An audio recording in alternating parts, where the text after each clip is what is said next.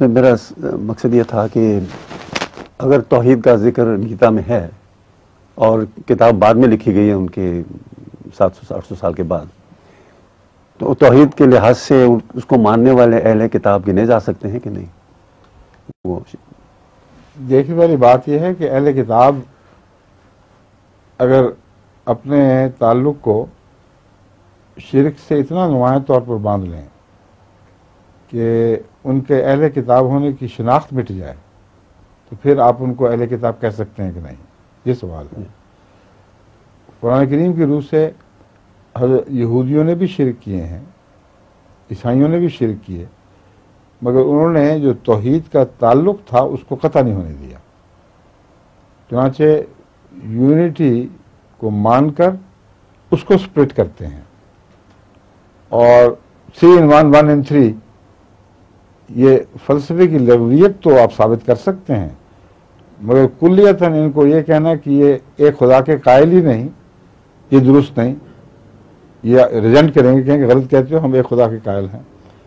ایک خدا کی شخصیت کے تصور میں فرق پڑ گیا ہے۔ اس لیے یہاں تک تو قرآن کریم نے ان کو اہل کتاب مان لیا، لیکن سورہ کہف کے آخر پر جو خدا تعالیٰ فرماتا ہے کہ پھر بہت سے انہوں نے معبود بنانے شروع کر دیے۔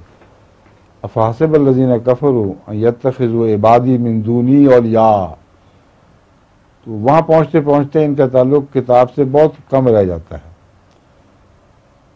بات شروع کی ہے ایک شخص سے، عیسیٰ علیہ السلام کے تصور سے سورہ کہف نے، اور پہلے عیسائیوں کے حوالے میں توحید کا ذکر ملتا ہے۔ ختم کی ہے سورہ کہف اس مضمون پر کہ کیا وہ میرے بندے وہ لوگ جنہوں نے میرے بندوں کو میرے سوا اولیاء بنا لیا ہے، وہ اس بات سے غافل ہیں؟ یہ باقی ساری باتیں بعد میں شروع ہوتی ہیں۔ اب سوال یہ ہے کہ یہ اولیاء کا کیا مطلب ہے؟ سینٹس اور سینٹ پرستی۔ تو جب سینٹ پرستی شروع ہو جائے پھر شرک اتنی گھل جاتی ہے، توحید اتنی گھل جاتی ہے اور اتنی مدغم ہو جاتی ہے کہ ان قانونی طور پر تو اہل کتاب ہی کہیں گے، مگر عملاً ان سے پھر تعلق باندھنے کو، ازدواجی تعلق باندھنے کو دل آمادہ نہیں ہونا چاہیے۔ اس کے نتیجے میں پھر فتنے پیدا ہوتے ہیں۔ شرعی مسئلہ وہی رہے گا۔